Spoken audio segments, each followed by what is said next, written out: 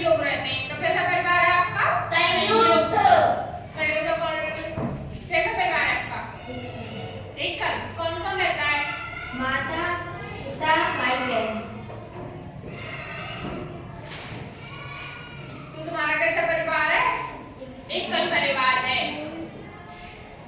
और देखो, एकल परिवार होता है, इसमें सिर्फ हमारे माता पिता होते हैं और बच्चे होते हैं, तो उनका आपस में एक दूसरे से सुख दुख नहीं बांट सकते। लेकिन हमारा जो संयुक्त परिवार होता है उसमें बहुत सारे सदस्य होते हैं, एक दूसरे की मदद करते हैं, एक दूसरे की तकलीफ होती है तो उसमें मदद करते हैं, एक दूसरे का दुख बांटते हैं, तो वो कैसा होता है? संयुक्त परिवार होता है। एकल परिवार में दो ही लोग होंगे, उसमें से भी एक लोग बाहर काम करने जाएगा तो अकेला ना तो किसी से अपनी बात कह पाएगा, ना ही कोई उसकी मदद कर पाएगा।